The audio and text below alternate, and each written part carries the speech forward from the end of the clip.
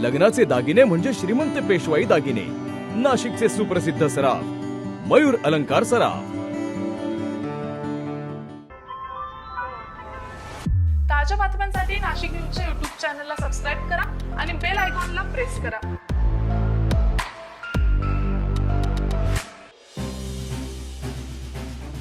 फुलांची नगरी म्हणून नाशिक जगभर प्रसिद्ध असून त्याचा एक भाग म्हणून नाशिक महानगरपालिकेच्या वृक्ष प्राधिकरण विभागाच्या वतीनं दरवर्षी भव्य स्वरूपात पुष्पोत्सव भरवला जातो। प्रत्येक वृक्षप्रेमी नाशिककर मनपाच्या पुष्पोत्सवाची आतुरतेने वाट पाहतो। यंदाही नवीन वर्षाच्या पहिल्या महिन्यात अर्थात जानेवारीत मनपाच्या वतीने पुष्पोत्सव भरवण्यात येणार आहे।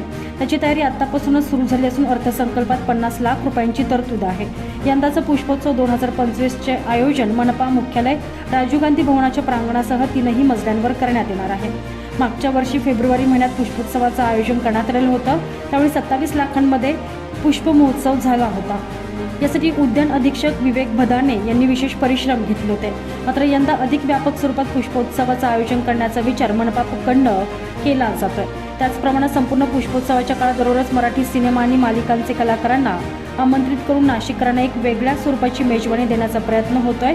पुष्प प्रदर्शन सकाळी 9 ते रात्री 9 वाजेपर्यंत नागरिकांना पाहण्यासाठी विनामूल्य खुले राहील। मनपाच्या प्रांगणात सायंकाळी सांस्कृतिक कार्यक्रम आयोजित केले जाणार आहे।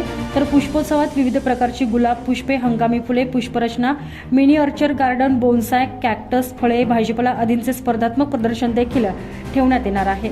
मागच्या वर्षी एकूण 57 गट सहभागी झाले होते, मात्र यंदा त्यात देखील वाढ होईल। तर प्रत्येक गटासाठी बक्षिसे ठेवण्यात आलेली आहे। देण्यात येणारी बक्षिसे नामांकित कंपन्या, उद्योजक, सहकारी बँका, हॉटेल्स, व्यापारी समूह यांच्याकडून पुरस्कृत करून घेण्यात येणार आहे। ज्या नागरिकांना पुष्प प्रदर्शनामध्ये त्यांच्या मार्फत तयार करण्यात आलेल्या विविध कलाकृती ठेवायच्या आहे, त्यांनी मनपाच्या उद्यान आणि वृक्ष प्राधिकरण विभागाशी संपर्क साधण्याचं आवाहन करण्यात आलं। पुष्पोत्सव 2025 मध्ये मनपाच्या प्रांगणात नर्सरी चालक तसेच बाग बगीचा साहित्यांशी संबंधित व्यावसायिकांसाठी मनपा स्टॉल उपलब्ध करून देणार आहे।